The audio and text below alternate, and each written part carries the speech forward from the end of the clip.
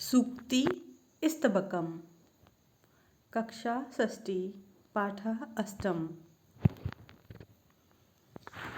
इस पाठ में सूक्ति स्तबक अर्थात सु यानी सुंदर, उक्ति यानी वचनों को एक स्तबक यानी गुच्छे के रूप में कहा गया है। उद्यमेन हि सिद्ध्यन्ति कार्याणि न मनोरथै न हि सुप्तसिंहस्य प्रवसन्ति मुखे मृगा। अर्थात परिश्रम से ही काम सफल होते हैं, केवल इच्छाएं करने से नहीं। जैसे सोए हुए शेर के मुंह में हिरण खुद ही नहीं प्रवेश करता है, अर्थात मनुष्य सहित सभी जीव जंतुओं को अपने काम को सफल करने के लिए प्रयत्न करना ही पड़ता है। Any work gets successful only by hard work, not only by desiring, just as a deer itself does not enter a lion's mouth. पुस्तके पठितः पाठः जीवने नैव साधितः किं भवेत् तेन पाठेन जीवने यो न सार्थकः।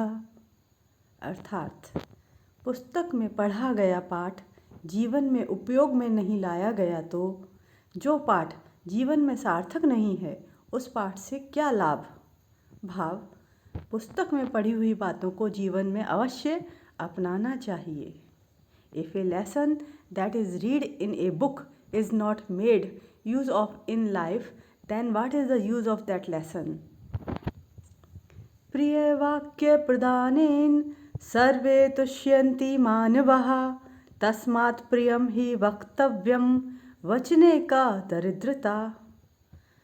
प्रिय वाक्य अर्थात अच्छे वचनों को प्रदानेन यानी प्रदान करने के द्वारा सर्वे यानी सभी तुष्यन्ति यानी संतुष्ट होते हैं, मानवा यानी मानव मनुष्य तस्मात् प्रियम इसीलिए ही प्रिय ही वक्तव्यम अच्छा ही वक्तव्यम यानी बोलना चाहिए वचने का दरिद्रता वचन को बोलने में कैसी कंजूसी।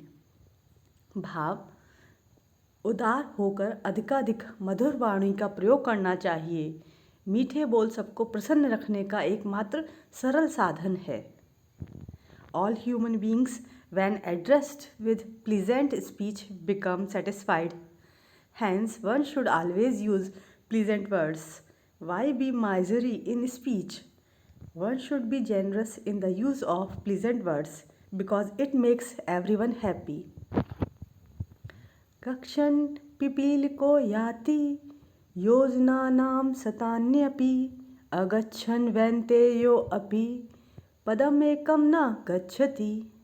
अर्थात चलती हुई चींटी तो सैकड़ों योजन की दूरी लांघ जाती है, किंतु ना चलता हुआ वैन्ते अर्थात गरुड़ भी एक कदम भी नहीं जाता, अर्थात आगे नहीं बढ़ता। अर्थात भाव जो इसका है, प्रयास करने से ही कार्य सिद्ध होते हैं, अन्यथा नहीं। इसलिए हमें प्रयास करना चाहिए।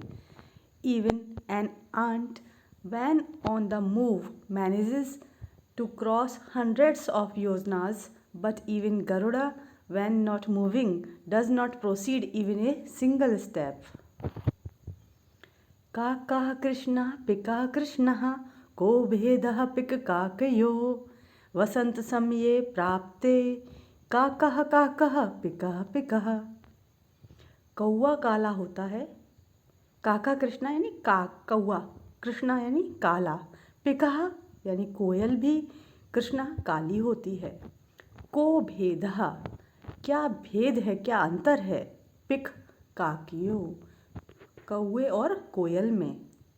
वसंत समय आने पर, प्राप्ते अर्थात आने पर, काकः काकः कौवा कौवा ही रहता है, पिकः पिकः उन दोनों में अंतर स्पष्ट हो जाता है। कोयल और कौवे में वसंत समय आने पर उनके गुणों के आधार पर अंतर स्पष्ट हो जाता है।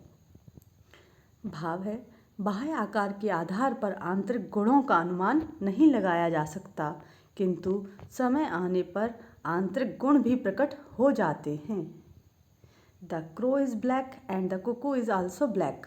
What is the difference between the crow and the cuckoo?